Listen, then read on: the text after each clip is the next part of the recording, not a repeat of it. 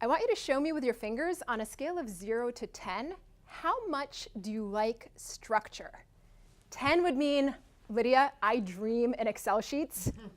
0 means, man, even this poem is too structured for me right now. Anywhere in between, show me with your fingers. Hold them up. How much do you like structure? Interesting. So we've got an 8, 6, 6, 3, 6. Love it. Erica, why did you give an 8? What do you like about structure? It helps me to stay organized.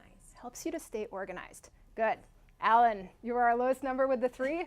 What about structure don't you like? I want more freedom in my life. You want more freedom in your life. I like that. Both of these points are important. When it comes to business, for most of us, taking a tiny little step or two in the direction of structure is usually going to help. And there's a couple reasons for this. One, it helps our clients that we're interacting with. It doesn't mean that you can't be creative. It doesn't mean that you have to stifle whatever your instinct tells you. And it definitely doesn't mean that you can't set aside the structure if you're reading the situation and that's what it calls for. But when you walk into a client situation and you've got structure, it shows the client that you're prepared. You're not going to waste their time. And so that gives them confidence in that interaction with you. But it also helps you even if you don't like structure that much. Think about it this way. Let's say that I announce, I need you all to make some art. You have 5 minutes to go make art. Go.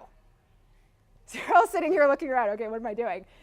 If I just gave you that right now, in 5 minutes, do you think you'd be able to come up with something? All right, I'm seeing some skepticism. Maybe, Erica, a couple of people are, I don't know about this. But let's say that I did it differently. What if I say, I need you to make art. Behind that curtain, I have some easels. I have some paints and paintbrushes. I want you all to go over there and take 5 minutes to make some art. In version number 2, how many of you would be able to create something, even if it's not quite a Picasso? Just about everyone. Good. And yet I limited you. I chose the medium that you were going to use. I decided on what paint colors, what brush sizes, and yet by giving you those limits, it actually helped you. It made it more likely that you were going to achieve this activity of making art.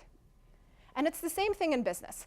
Let's say, for example, that Erica, you're a client who's waiting out in reception.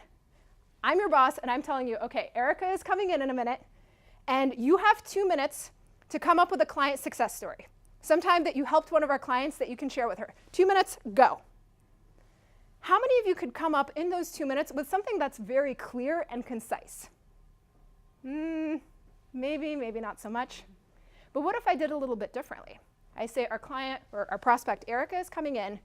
Here is a sheet with a 6-sentence structure to come up with a client success story. This structure includes how can you start each sentence so that you can really zero in on the most important parts of what made this a success, and it keeps you limited within those 6 sentences. How likely are you now to come up with something that's concise and gets to the point in a way that conveys that message? More likely. That's the power of structure. Again, you still want to be creative. You still want to use your talents. But that's what some of today's training is about. You already have the talent. You already have a lot of great skills and creativity. But how do we provide a couple methods of structure so that you can be even more successful and efficient in channeling that creativity and those skills that you already have?